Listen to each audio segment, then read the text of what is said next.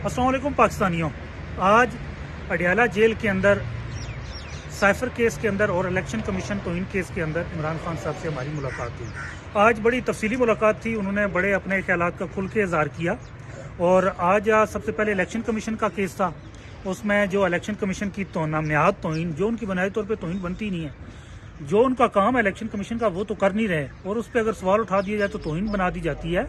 तो उस पे खान साहब की वो पहला केस की उसकी समाअत हुई थी, और उस पे खान साहब ने सबसे पहले जैसे ही आए उन्होंने सबसे पहले आते ही कश्मीर का पूछा कि कश्मीर के ऊपर क्या मेरा बयान जारी कर दिया गया, तो उनको बताया गया कि वो जारी कर दिया गया है। फिर उसके बाद अफगान माजरीन के हवाले से उन्होंने पूछा, और उस पर उन्होंने कहा कि 40 साल अफगान माजरीन को हमने यहाँ अकोमोडेट किया है, उनकी इतनी खिदमत की है, और अब उनको जिस तरह भेजा गया है इसके बड़े आने वाले टाइम के अंदर बड़े सख्त नताइज होंगे।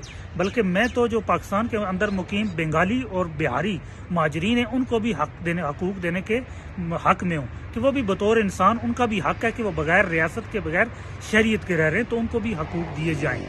और उसके अलावा उन्होंने इलेक्शन के हवाले से कहा कि पाकिस्तान की कौम ये तय कर चुकी है कि वो इलेक्शन के अंदर अपना फैसला करेगी, अपने शऊर का फैसला करेगी। और दूसरा उन्होंने यह कहा कि दहशतगर्दी का हमने डेरा इस्माइल खान के अंदर दहशतगर्दी को मियाँ वाली के अंदर जो वाक़या हुआ उसका बताया, तो उस पे ऊपर उन्होंने कहा कि मेरी हुकूमत रही है, कोई दहशतगर्दी का वाक़या नहीं हुआ, बल्कि मेरी हुकूमत के जाने के 7-8 महीने बाद तक भी कोई वाक़या नहीं हुआ। तो ये इनकी ऐसी पॉलिसियाँ हैं कि जिसकी वजह से ऐसे अब हालात पैदा हो चुके हैं। खान साहब बड़े हाई मुराल में थे। आज उन्होंने सारा काला सूट पहना हुआ था, उन्होंने भी हमारी तरह लेदर की ब्लैक जैकेट पहनी हुई थी और ब्लैक ट्राउजर था और ब्लैक ही आज जूते पहने थे, और माशाल्लाह बहुत खूबसूरत लग रहे थे।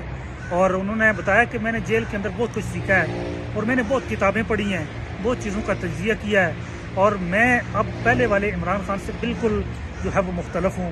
पहले अब मैं इतनी चीज़ें मैंने देखी हैं, इतनी चीज़ें मैंने पढ़ी हैं। और कुरान मजीद का उन्होंने बताया कि मैंने 3 बार कुरान मजीद को पढ़ा है और कुरान मजीद को मैंने समझ के पढ़ा है। तो उन्होंने हमें भी कहा है कि आप भी जो है वो कौम तक ये पैगाम पहुंचाएं कि कौम अपने मौक़िफ़ पे अपने हक के लिए डट के खड़ी हो।